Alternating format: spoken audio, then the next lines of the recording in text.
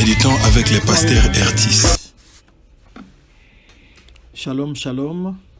Que Dieu vous bénisse. Merci d'être là en ce moment. Nous allons incliner nos têtes pour prier. Seigneur Dieu Tout-Puissant, toi le Dieu miséricordieux, toi le Dieu d'amour, nous venons auprès de toi t'écouter encore en ce moment. Laisse que ton Saint-Esprit agisse en nous et nous convainque des péchés au nom de Jésus-Christ. Amen. Le lecteur de la Bible 2019 nous propose pour mercredi le 1er mai 2019 Jérémie 3, 1 à 13. Ici, on s'attarde un peu sur la faute d'Israël, comment la terre en a été polluée, et à la fin, nous avons un appel à la confession, à la repentance et à la confession. Dieu montre son amour au travers de ces versets ici. Lui, il est le Dieu tout miséricordieux. Le premier verset fait un parallélisme entre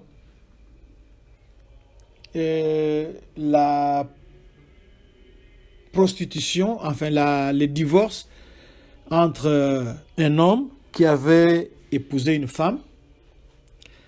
Pour bien vous situer, nous vous recommandons de lire Deutéronome 24, 1 à 4, où il est interdit à un homme qui a répudié sa femme,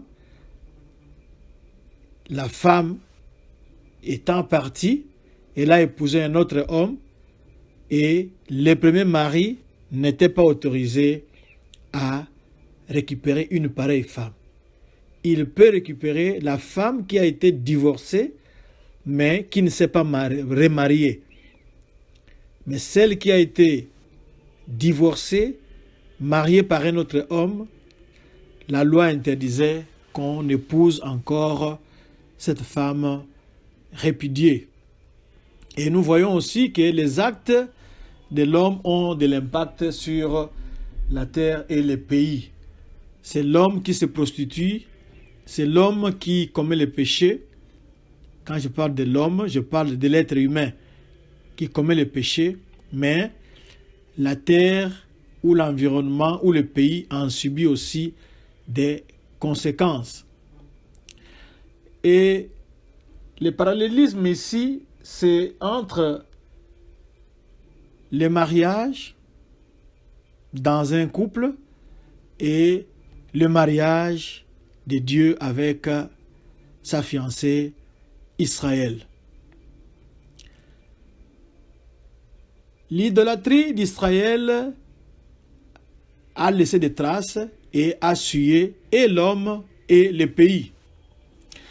Et le verset 3 nous montre que, comme conséquence de cette prostitution d'Israël, Israël a été privé de pluie. Et généralement, nous disons que la pluie est synonyme ou signe de bénédiction. Donc, Israël a été privé de pluie et de bénédiction. Israël se comporte comme une prostituée, c'est-à-dire sans honte. Certaines prostituées qui pratiquent ces vieux métiers n'ont pas honte de s'afficher. D'ailleurs, maintenant, il y a même des sites de rencontres où les gens s'affichent, les célibataires s'affichent, non pour chercher un mari, mais juste pour une relation occasionnelle. Les gens sont sans honte, c'est ce que la Bible dit ici. Israël s'affiche comme une prostituée et elle n'en a même pas honte. Et au verset 4, Israël veut retourner à Dieu ou bien il appelle de l'aide à Dieu. Le verset 4, nous nous posons cette question-là. Maintenant, n'est-ce pas? Tu cries vers moi, mon Père. Tu as été l'ami de ma jeunesse. Ça, c'est Israël qui tente de retourner à Dieu. Et il semble même l'appeler à l'aide. Mais l'Éternel a marqué, c'est-à-dire il a noté le temps de la faute ou de l'iniquité d'Israël. Et il est dit au verset 6 que c'était au temps du roi Josias. Mais Israël n'est pas revenu au temps où Dieu l'attendait. Dieu ici, c'est le mari d'Israël. Il attendait, il espérait que sa femme lui reviendrait. Mais Israël n'est pas revenu au moment où Dieu l'attendait, au moment où son mari, Dieu, l'attendait, parce que Israël est la fiancée de Dieu, de Yahweh. Et on nous dit que Judas était témoin. Judas voyait les comportements de sa sœur Israël et elle était témoin de toutes les péripéties. Judas n'a pas appris le cas, n'a pas retenu la leçon de ce qui était arrivé à Israël.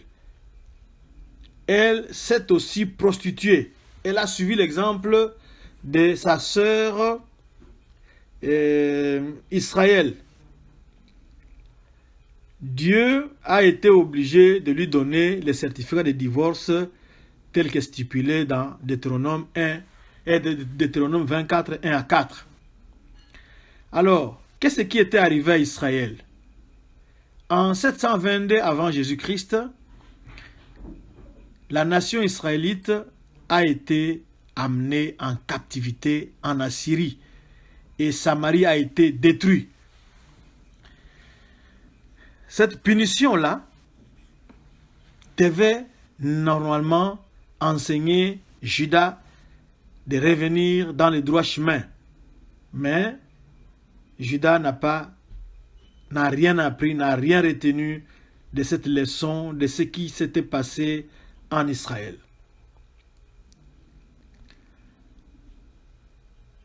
Le verset 9 nous montre les conséquences de l'idolâtrie, comme nous l'avions dit là-bas au début. La conséquence de l'idolâtrie, c'est quoi? L'idolâtrie suit les pays. Parce qu'on adore l'ouvrage des mains d'hommes, c'est-à-dire la pierre et le bois. Quand vous adorez la pierre, même si on l'a couverte d'or, ou quand vous adorez le bois, on a mis la peinture, vous ne pouvez plus même vous rendre compte que c'était du bois. C'est de l'idolâtrie et la conséquence, c'est le pays qui est souillé. Nous avions parlé hier des sciences occultes. C'est de l'idolâtrie pure et simple et ça souille les pays. Judas, de son côté, n'est pas revenu à Dieu de tout son cœur. Donc, il a vu ce qui est arrivé à sa sœur, mais au lieu de revenir à Dieu de tout son cœur, non, il pense tromper Dieu en lui présentant un cœur partagé. Donc, Judas a fait une fausse repentance. Nous rencontrons ces problèmes de fausse repentance beaucoup de fois. Vous voyez quelqu'un qui semble vouloir se repentir ou qui semble vouloir ne pas se repentir, mais parce qu'il est devant un serviteur de Dieu, mais parce qu'il est devant des gens, il préfère faire semblant de faire amende honorable, de s'humilier. Mais en fait, dans son cœur là-bas, il n'en est même pas question. Oui, vous pouvez tromper les gens qui vous voient, mais vous ne pouvez pas tromper Dieu et vous ne pouvez pas tromper aussi le diable. Parce qu'il voit au fond de ton cœur, il voit que Judas ici a fait une fausse repentance. Peut-être que c'est votre cas aussi. Vous faites une fausse repentance pour plaire aux gens. Mais en fait, votre cœur est encore partagé entre les idoles et Dieu. Le verset 11 nous donne une comparaison entre Judas et Israël. L'Éternel les compare ici et il dit que Judas est pire. On l'a appelé ici la perfide. Une personne perfide trahit la personne qui lui faisait confiance. Donc, Dieu faisait confiance à Judas et Judas a trahi cette confiance-là. Une personne perfide est une personne dangereuse, nuisible sans qu'il y paraisse. Il semble d'apparence gentil, débonnaire, humble, mais en fait, il sait nuire quand vous n'y faites pas attention. Ça, c'est Judas. C'est comme ça que Dieu compare Israël et Judas. Le prophète maintenant a une mission, d'après le verset 12, c'est crier vers le nord pour qu'Israël se répande, pour qu'Israël revienne à Dieu. Parce que l'Éternel ne sera pas toujours sévère. Il ne sera pas toujours trop sévère. Il est miséricordieux. Il ne garde pas sa colère à jamais. Vraiment, c'est le cas de louer Dieu ici. Quand bien même si la loi dans Deutéronome 24, 1 à 4 a dit qu'une femme qui a été répudiée, qui a été épousée par quelqu'un d'autre, vous ne pouvez plus la reprendre. Même si Israël s'est souillé avec les idoles, a souillé le pays que Dieu lui a donné, la terre promise, le pays où coule le lait et le miel que Dieu lui avait donné, mais Dieu est prêt à récupérer Israël. Dieu est prêt à pardonner Israël parce qu'il dit qu'il ne va pas garder sa colère à jamais. Oh Dieu, si tu comptais les péchés, qui pouvait subsister devant toi? Dieu ne compte pas les péchés, mais Dieu est prêt à pardonner. Dieu est prêt à vous pardonner. Dieu est prêt à me pardonner. À quelles conditions? Nous avons au verset 13 l'appel et le contenu de la repentance. Nous devons nous repentir. C'est-à-dire nous devons regarder très bien ce verset 13-là. Nous devons reconnaître notre faute. Donc quand vous avez commis une faute, vous devez la reconnaître, vous devez l'avouer à Dieu et la confesser. Confesser, c'est-à-dire dire. Regardez comment ce verset 13 est ici. On nous dit quoi? Reconnais seulement ton iniquité. Il faut reconnaître cela. Reconnais que tu as été infidèle. Parce que le problème d'Israël, c'est l'infidélité. Il laisse le vrai Dieu, le Dieu merveilleux, le Dieu tout-puissant, pour aller vers les idoles. Reconnais que tu as été infidèle à l'Éternel, ton Dieu. Que tu as dirigé ça et là tes pas vers les dieux étrangers, vers les idoles.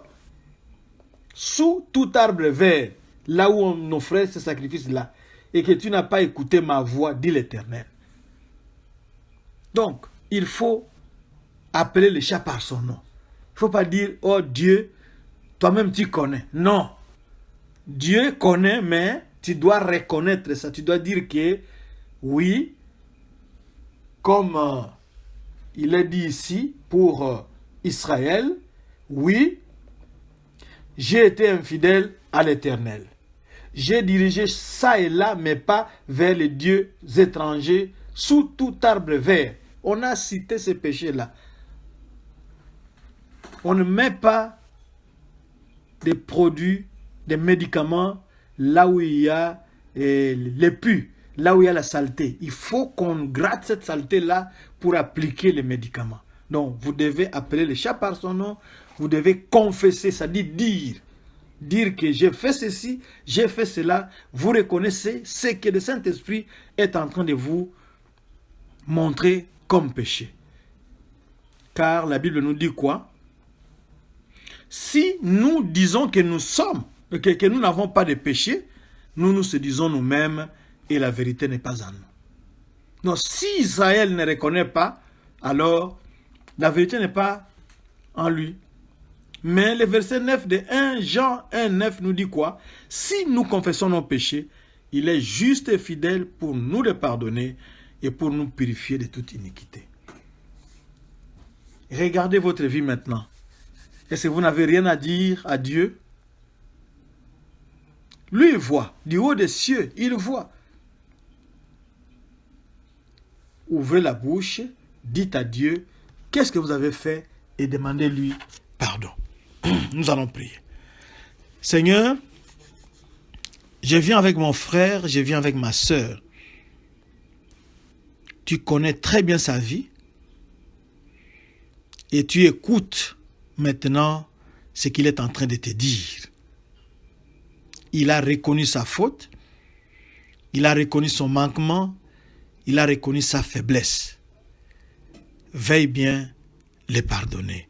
Parce que toi tu es fidèle. Tu as dit si nous confessons nos péchés, toi tu es juste et fidèle pour nous les pardonner et nous laver de toute iniquité. Merci de l'avoir fait au nom de Jésus-Christ. Amen. www.églisedoxadeo.com/sermon/blog. Vous allez retrouver la méditation et d'autres ressources. Que Dieu vous bénisse.